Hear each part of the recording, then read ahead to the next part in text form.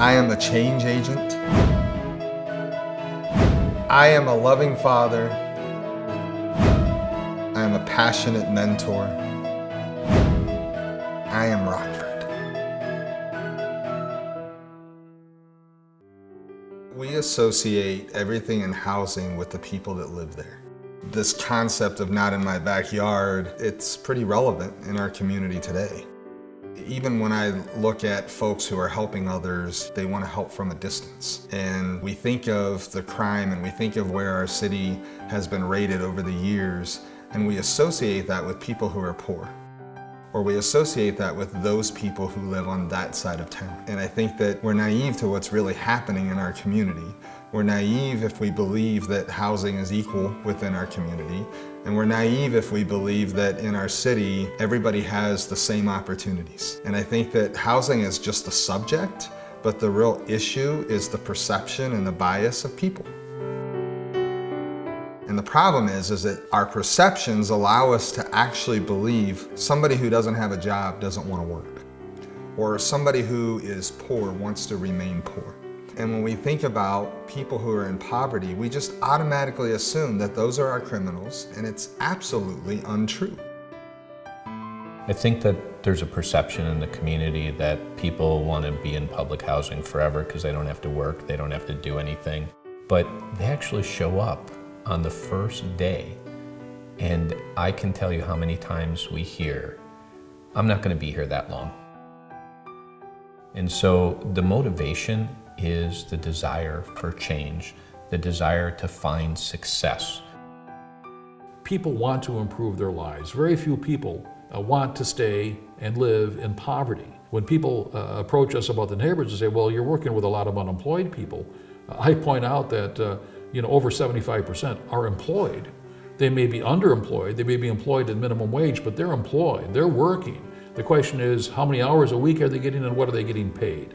And what can we do to help them advance by improving their job skills and improving their higher ability? You're working with individuals who are work in progress.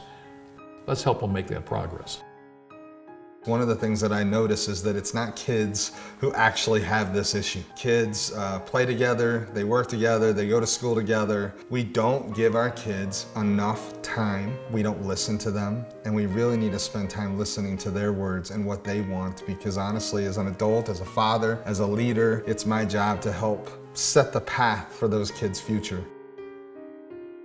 So what I concentrate on and worry about is that people actually believe, if you take a child who's living in poverty, that we believe that they have equal opportunity to somebody who's not. And if you look at the environment and the barriers that are in their way, that's where our problem is. And we have to be the type of people who are going to help them achieve their success.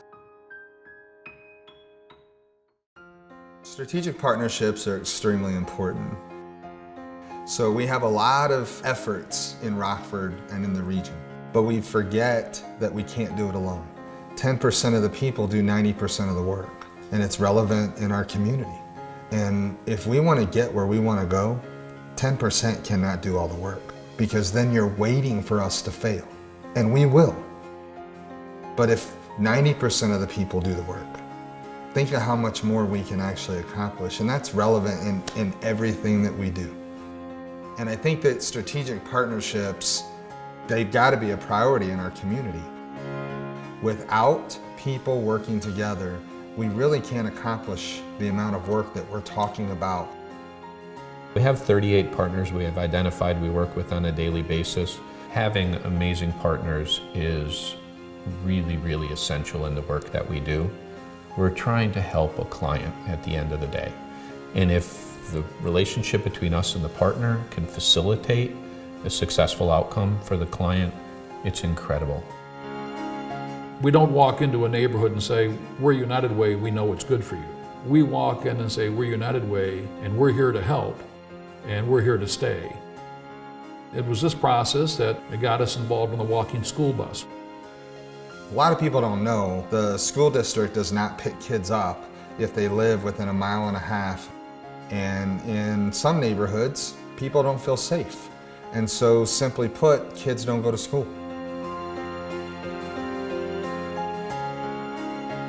So the RHA, United Way, and the YMCA all partnered together strategically and created the Walking School Bus.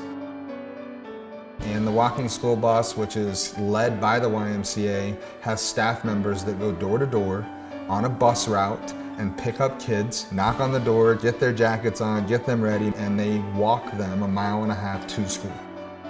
We see ourselves as an agency as more of a supplemental opportunity for kids. We don't believe that we're going to fix every problem, but we want to aid in their development. If a child goes home and they're not sure if they're going to have a home or a place to sleep, or a child isn't going to eat that evening, but yet we want to get them in a program and talk about their education. We want to talk about their future. And the problem is that's not going to happen. A child is not going to self-actualize if they can't even get the very basic necessities that Maslow's theory talks about.